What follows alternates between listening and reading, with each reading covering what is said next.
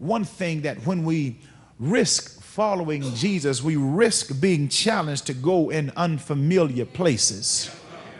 Many times we have gotten caught up in our comfort zones. It's easy to follow Christ as long as we remain in a place where we can enjoy creature comforts. It's easy for us to rejoice in the Lord when we are seated in the sanctuary. It's easy for us to rejoice and communicate about our Christ when we are around our comrades who are connected with the Lord. It's easy for us to be on the Lord's side when things are easy and convenient for us, but the Bible shows us that Jesus challenges Simon and the disciples to launch out into unfamiliar places. And what I like about the Lord is when he gives us instructions, he always gives us divine directions, and he always gives us destination.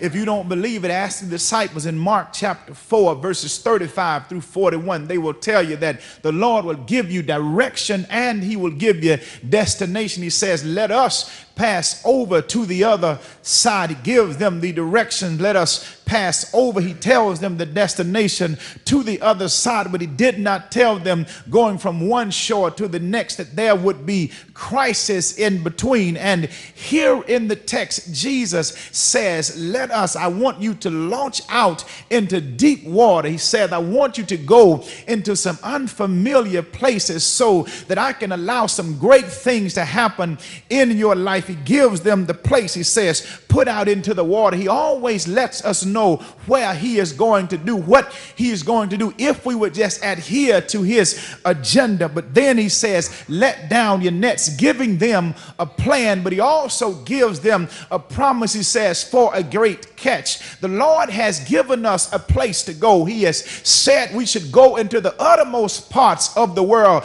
telling men and women, boys and girls about his love. We ought to compel men to come to Jesus Christ. Sinners are designed, we are designed as believers to go. Sinners are not designed to come. That's why many times our churches are not filled with sinners, because it's not in their nature to come to where we are. But the Lord has so positioned us that we are to go into those places of unfamiliar territory. We ought to go into those communities where people oftentimes are looked down upon. We ought to go into those communities where affluent people feel that they don't need the Lord. They have gotten to a certain level of success, and they believe that they've reached that level of success based upon their own reconnaissance, based upon their own ability. But this text challenges every believer here this morning that every one of us ought to take the risk of trusting the Lord enough that we are willing to launch out into unfamiliar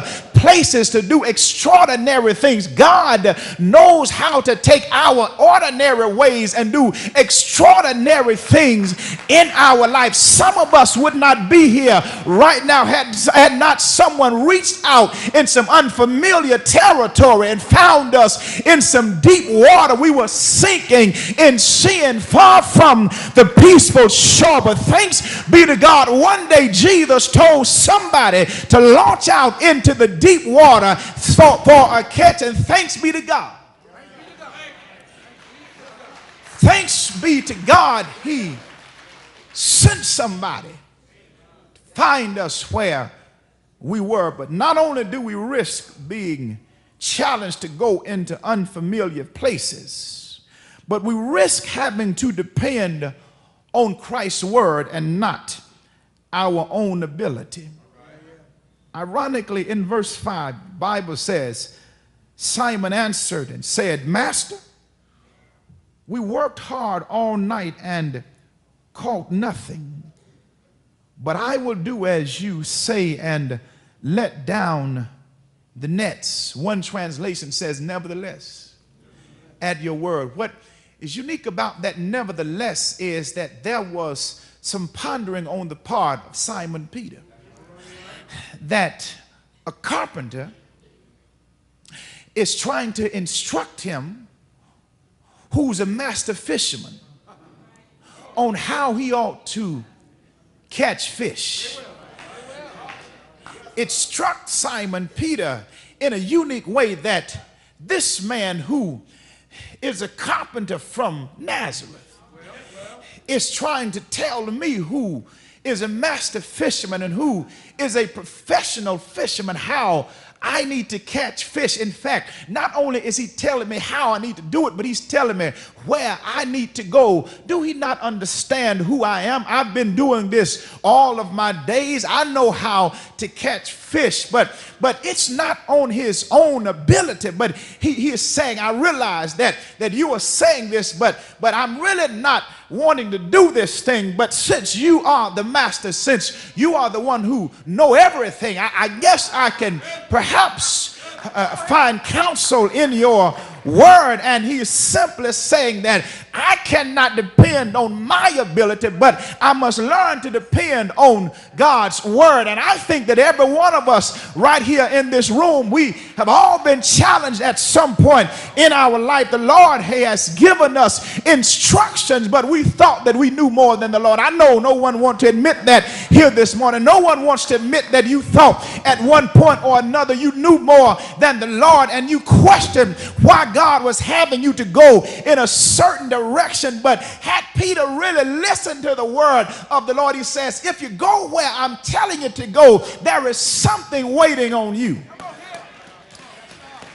Says to us that we have to risk having to depend on Christ's word. He says, nevertheless, at your word, this word is rhema, it's not logos, it's rhema. It says, at your word, what you have communicated to me, I'm going to adhere to your agenda, although I might not agree with it. He says, although I may not understand it. He says, really, we've been out there all night and we have caught nothing. Maybe that should have signaled something to Peter right there. You are master fisherman, and what you've been doing has not worked all night long. And the Lord is saying, if you will just launch out into the deep, he says, there is not a potential blessing. He says, there is a guaranteed promise. He says, I'm saying, if you go to the place that I have commanded, if you just use the plan that I've said, he says, go to the deep water,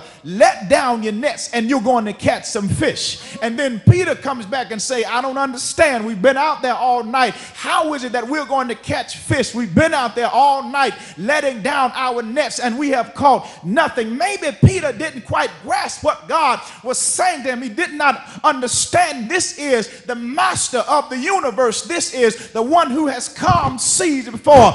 This is the one who was there in creation when he put the fish in the sea. If anybody knows where they are, I think Master Jesus would know where they would be. The text challenges us. Not only does it risk us having to depend on Christ's word and not our own ability, but we risk being blessed for being obedient.